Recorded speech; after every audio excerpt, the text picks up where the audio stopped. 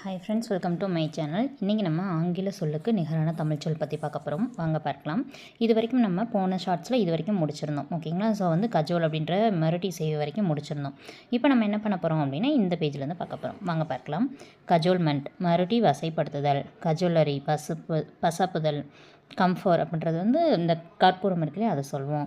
சொகைட் அப்படின்றது சலசலப்பு, சாவுஸ் அப்படின்றது கலவரம், கெனாட் அப்படின்றது பொய்க்கதை, கால்ட்ரன் கொப்பரை, கேலண்டர்.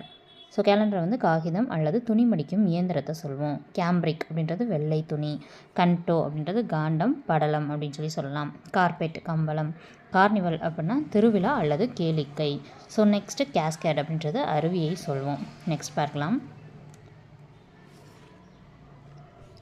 அஃபிக்ஷன் அப்படின்னா நடலை, ஆன்செஸ்டர் முன்னோர், அட்மிஷன் சேர்க்கை, அப்டாமன் வயிறு, எபிலிட்டி செய்திறன், அப்ளியூஷன் புனித நீராடல், அபோர்ட் அப்படின்றது இருப்பிடம், ஆர்ஜினல் பூர்வீகம், அபண்டன்ஸ் மிகுதி, அகேட் அப்படின்றது அனுமதி கொடுக்கறது, அக்யூரசி பிழையின்மை, அக்ரிட் அப்படின்னா சுவை, நுகர்வுக்கு ஒவ்வாத சுவை தான் சொல்கிறாங்க.